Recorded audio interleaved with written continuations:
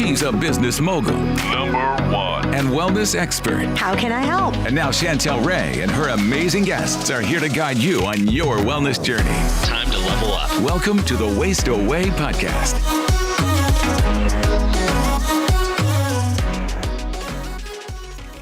Hey everyone, welcome back to the Waste Away podcast, where we are super passionate about helping you improve your health and lose weight through intermittent fasting. Today, I have a special episode for you with brand new content coming from my brand new book, One Meal and a Tasting, Transform Your Life with Intermittent Fasting. It's available everywhere right now in print, ebook, and audiobook format.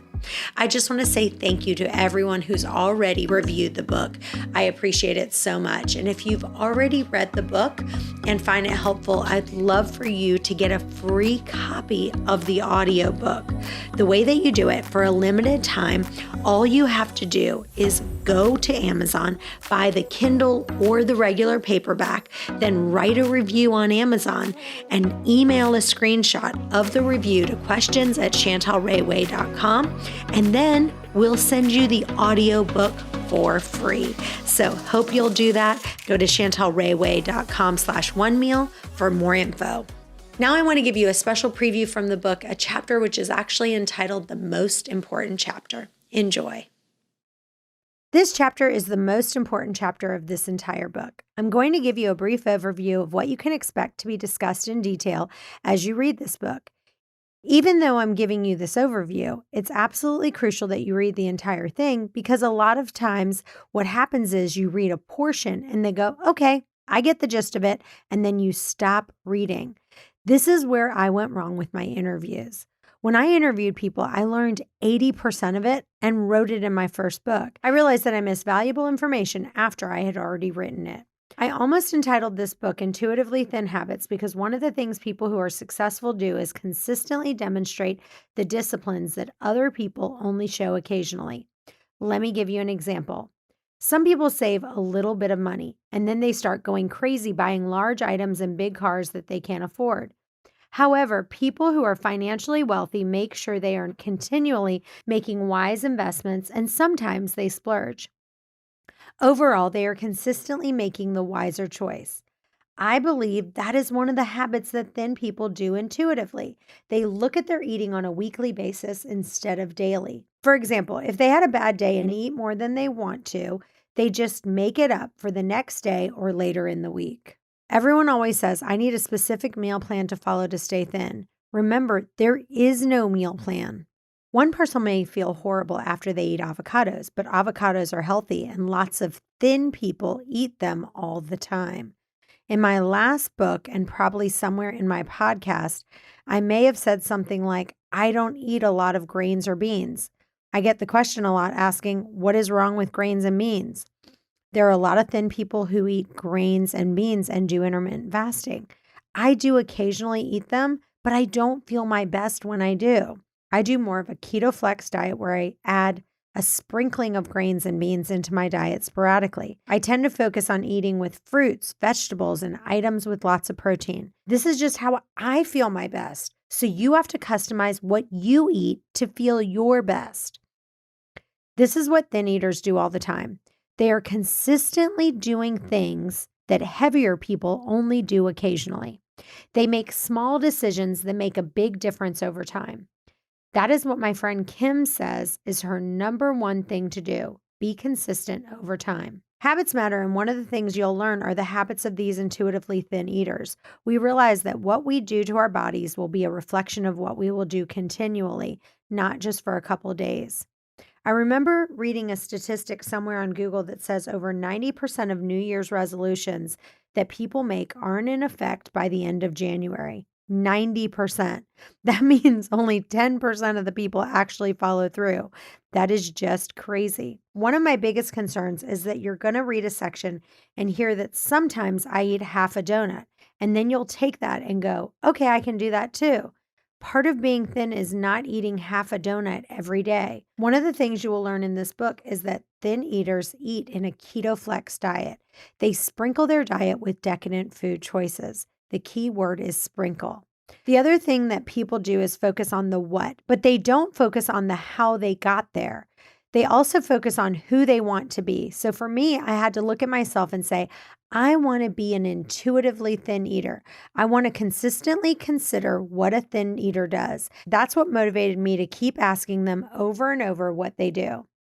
If you think about it, every person wants to be physically fit. I've never met anyone that was like, you know what? I really just want to be 300 or 400 pounds. Being physically fit is everyone's goal. If we all have the same goal, then why do some people achieve it and some people don't? Every one of the NFL football teams says, we're going to win the championship this year, but some achieve it and some don't. We have to look at why you will or will not be able to achieve your goal. The answer lies in inconsistency. I see people all the time that are like, wow, I gained 50 pounds. I don't know how that happened. Or I gained 20 pounds and I didn't even notice. It just crept up on me. Here's what I see heavier people do all the time. They will eat a salad and other healthy meals for 3 days in a row. And after the 3 days, the scale doesn't move. You hear them say, I'm just going to eat whatever I want. This isn't working. And they give up. As you know, I didn't lose any weight for over 3 weeks when I first started intermittent fasting. The third week, I lost 6 pounds. I've seen people who do intermittent fasting for 2 days. Maybe they had a lot of salt and they get on the scale and they gain 2 pounds and they go, this doesn't work. And then they quit.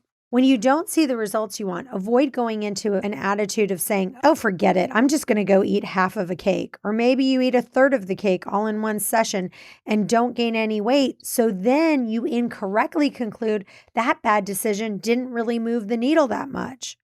When you don't see results fast enough, you mistakenly conclude that small good decisions don't matter that much.